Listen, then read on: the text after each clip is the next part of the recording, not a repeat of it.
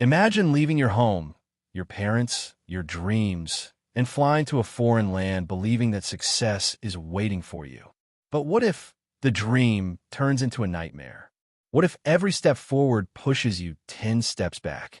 This is the heart-shaking story of Ayaan, a young Indian Muslim who went to Qatar with hopes of changing his family's life, but ended up fighting loneliness, betrayal, poverty, abuse, and fear in silence. When everyone thought he was living a luxurious life abroad, he was actually sleeping hungry. When people told him to stay strong, he was crying alone behind closed doors. But when the world turned its back on him, one door opened, and that door led to a miracle he never expected.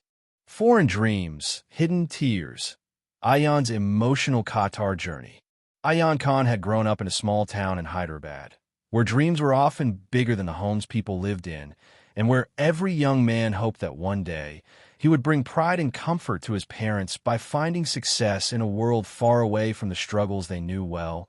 And Ayaan, being the eldest son and the silent pillar of his family, always felt the weight of their expectations stronger than anyone else. When he received a job offer from a well-known company in Qatar, everyone celebrated like a wedding had taken place. Sweets were distributed, relatives came to congratulate, and his mother hugged him so tightly that he could feel her prayers sinking into his heart, while his father simply patted his shoulder with teary eyes, knowing that this journey was going to make or break their son's life. And as Ayaan boarded the plane with trembling hands but a determined heart, he imagined a bright future, an apartment with a balcony overlooking city lights, a salary that would finally allow him to pay off his sister's school fees and weekends spent exploring a new world. But reality doesn't care about dreams. And the moment he landed in Doha, with its glittering skyscrapers and luxurious cars, he felt both excitement and fear swirling inside him like a storm. Yet he held on to hope as he reached the shared accommodation provided by the company, only to find a tiny, crowded room stuffed with 6 men from different countries, each struggling with their own problems, where the air smelled of sweat and exhaustion, where sleep was a rare blessing, and where the single fan spun slowly like a lazy reminder that life wasn't going to be easy. And though Ayaan tried to remain positive, the job he had imagined as a step into a prestigious corporate world turned out to be a physically draining labor position in the harsh desert heat, a shock that broke the sparkle he had carried in his eyes during the flight. And every morning he would wake up with a tired body, wear his cheap uniform, and report to a supervisor who never smiled and shouted as if workers had no dignity, making Ayaan question if he had made the worst mistake of his life. But he couldn't show weakness because back home his family believed he was thriving, and every call he made was filled with little lies. Yes, Ami, the company is very good. Yes, Abu, I'm saving money. Don't worry, everything is fine. Because he couldn't bear seeing disappointment in their voices, especially when his mother would proudly tell the neighbors that her son was now working in one of the richest countries in the world, and despite the days getting tougher, Ayaan would look at the Doha skyline on his bus ride back to the camp and whisper in his heart that someday he would rise, someday he would walk among those tall glass buildings as a respected professional. But then his contract issues began, salaries delayed, month after month, food allowance cut, and threats that if anyone complained, they would cancel visas and deport them instantly, trapping Ayaan in a cage made of fear and survival. And nights became the hardest part as he lay on his bunk bed staring at the metal roof, thinking of home, his sister waiting for admission, his mother saving every message he sent, his father borrowing money for medicines, while he couldn't even send them a single rupee, and the guilt stabbed him deeper than the heat ever could. Yet he still woke up every day trying to be strong because giving up wasn't an option. But loneliness can be louder than any scream, and one Friday evening, when everyone else went out to relax, Ayaan sat alone on the construction site, eating a dry piece of bread, when a Qatari security guard named Yusuf noticed him and asked gently why he wasn't joining the others.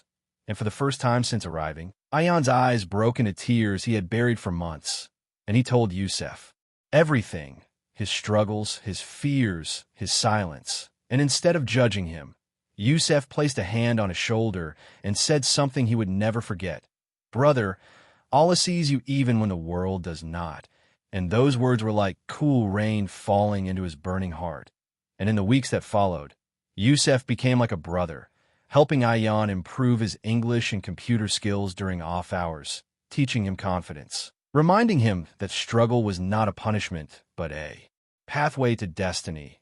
And through this support, Ayaan applied secretly for an internal company position, an office assistant role he thought he would never get, but he still tried because hope is a seed that survives even the harshest deserts. And then came the day of the interview, where Ayaan walked in with his cheap shirt ironed neatly and his voice shaking slightly. But he spoke with honesty and passion, and when he stepped out, he felt proud simply because he tried.